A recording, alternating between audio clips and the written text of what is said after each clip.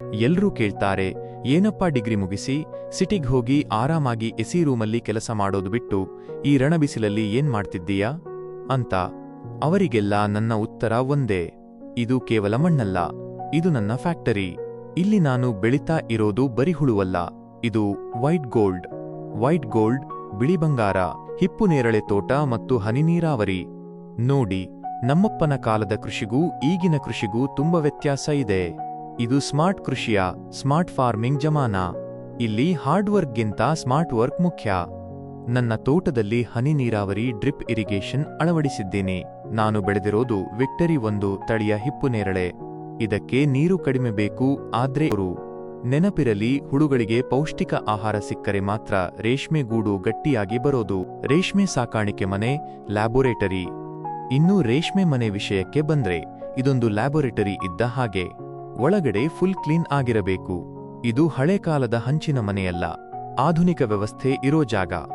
ಇಲ್ಲಿ temperature maintain ಮಾಡೋದು ತುಂಬಾ ಮುಖ್ಯ. ಹೊರಗಡೆ ಎಷ್ಟೇ ಬಿಸಿಲಿದ್ರೂ ಒಳಗಡೆ ಹುಳುಗಳಿಗೆ ತಂಪಿರಬೇಕು. ಟೈಮ್ ಟು ಟೈಮ್ ಊಟ ಕೊಡೋದು, ಬೆಡ್ ಡಿಸ್ಇನ್ಫೆಕ್ಟೆಂಟ್ ಸೋಂಕು ನಿವಾರಕ ಸಿಂಪಡಿಸೋದು. ನಿಜ ಹೇಳ್ತೀನಿ, ಇದೊಂಥರ ಸಣ್ಣ ಮಕ್ಕಳನ್ನ ಬೆಳೆಸಿದ ಹಾಗೆ. ದೃಶ್ಯ 4, ಬಿಳಿ ಬಂಗಾರ ಮತ್ತು ಲಾಭ. ನಾನು ಇಲ್ಲಿ ಸಾಕ್ತಾ ಇರೋದು ಬೈವೋಲ್ಟಿನ್ ಬಿವೋಲ್ಟಿನ್ ತಳಿ. ಇದು ಹಳದಿ ಗೂಡಿಗಿಂತ ಹೆಚ್ಚು ಲಾಭ ಕೊಡುತ್ತೆ.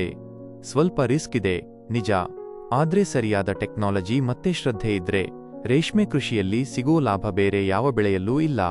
ಕೇವಲ 25 ದಿನದ ಬೆಳೆ, ಕೈ ತುಂಬಾ ಕಟಾವು ಮತ್ತು ಮಾರುಕಟ್ಟೆ.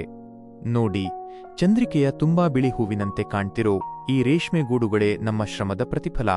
ಇವತ್ತು ಮಾರ್ಕೆಟ್ ರೇಟ್ ಕೂಡ ತುಂಬಾ ಚೆನ್ನಾಗಿದೆ. ಈ ಕೃಷಿಯಲ್ಲಿ ನಾವು ಬೆಳೆದ ಬೆಳೆಗೆ ನಾವೇ ರಾಜ. ತಿಂಗಳ ಕೊನೆಗೆ ಸಂಬಳಕ್ಕಾಗಿ ಕಾಯೋ ಟೆನ್ಷನ್ ಇಲ್ಲ. ನನ್ನ ದುಡಿಮೆ ನನ್ನ ಕೈಯಲ್ಲಿದೆ. ಯುವಜನತೆಗೆ ಸಂದೇಶ ಮತ್ತು ಮುಕ್ತಾಯ. ಕೊನೆಯದಾಗಿ ಯುವಜನತೆಗೆ ಒಂದು ಸಂದೇಶ, ಕೆಲಸ ಇಲ್ಲ ಅಂತ ಕೊರಗೋ ಬದಲು ಒಮ್ಮೆ ನಿಮ್ಮ ಜಮೀನಿಗೆ ಇಳಿದು ನೋಡಿ. ರೇಷ್ಮೆ ಕೃಷಿ ಮಾಡೋಕೆ ಬೇಕಾಗಿರೋದು ಡಿಗ್ರಿಯಲ್ಲ, ಡೆಡಿಕೇಶನ್, ಶ್ರದ್ಧೆ.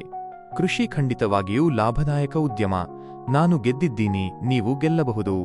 ಬನ್ನಿ ಮಣ್ಣಿನ ಜೊತೆ ಮಾತಾಡೋಣ. ಈ ವಿಡಿಯೋ ನಿಮಗೆ ಇಷ್ಟ ಆಗಿದ್ರೆ ದಯವಿಟ್ಟು ನನ್ನ ಚಾನಲ್ ಅನ್ನು ಸಬ್ಸ್ಕ್ರೈಬ್ ಮಾಡಿ, ಲೈಕ್ ಕೊಟ್ಟು ಶೇರ್ ಮಾಡಿ. ಧನ್ಯವಾದಗಳು.